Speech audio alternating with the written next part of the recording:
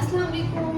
In today's lecture, I'll talk about what is anion, molecule क्या होता है और फ्री रेडिकल क्या होता है। आप देखिए बच्चे, आयन जो होता है ना, आयन आपके पास हमेशा वो स्पीशीज होगी जिसके ऊपर कोई ना कोई क्या होगा, चार्ज होगा। यानी कि आपके पास अगर मैं एक एलिमेंट ले लेती हूँ H या मैं कोई और एलिमेंट ले लेती हूँ O, जब तक इनके ऊपर कोई भी चार्ज नहीं होगा, ठीक है, फॉर एग्जाम्पल प्लस चार्ज आ रहा है या इसके ऊपर जो है वो मैं एक Na ले रही हूँ, सोडियम, ठीक है, इसके ऊपर भी पॉजिटिव चार्ज है।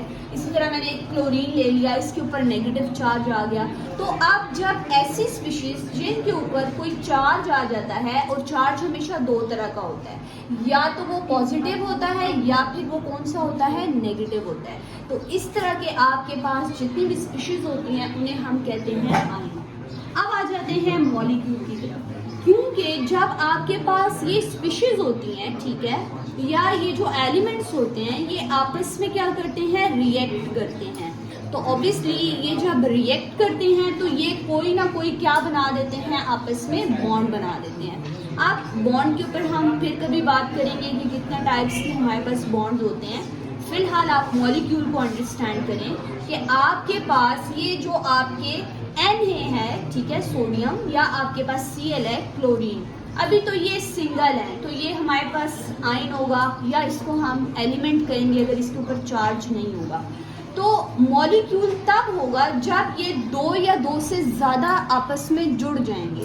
फॉर एग्जाम्पल कि आपके पास H2, आप देखें इसमें हाइड्रोजन हमारे पास कितने आ गए हैं, दो आ गए हैं ना, तो ये अब हाइड्रोजन का क्या बन चुका है, मॉलिक्यूल बन चुका है। तो आपको ये अंडरस्टैंड हो गया। अब आ जाते हैं फ्री रेडिकल क्या होता है। तो बच्चे देखें, सबसे आसान तरीका, आपके पास एक पीरियोडिक टेबल आता है। पीरियोडिक टेबल में आपके पास नंबर होते हैं 1 2 3 4 5 6 एंड सो ऑन। आप देखें जिस नंबर के ऊपर एक एलिमेंट प्रेजेंट होता है ना, जैसे आपके पास हाइड्रोजन है वो फर्स्ट नंबर पे प्रेजेंट है, हीलियम है वो सेकंड नंबर पे प्रेजेंट है। तो आप देखें कि हाइड्रोजन को जब हम बनाएंगे भी तो ये एक नंबर पे है, तो इसके ऊपर इलेक्ट्रॉन भी कितने होंगे, एक ही होंगे। अब आप हीलियम को बनाएंगे, इसमें कितने हैं आपके पास इलेक्ट्रॉन्स, इसके पास कितने होंगे, दो होंगे। इसी तरह जो जिस नंबर के ऊपर प्रेजेंट होता है उसके अंदर इलेक्ट्रॉन्स भी उतने ही होते हैं। तो आप देखें ये तो पेयर बना रहे हैं ना, तो आपके पास इसका कोई पेयर नहीं है, ठीक है।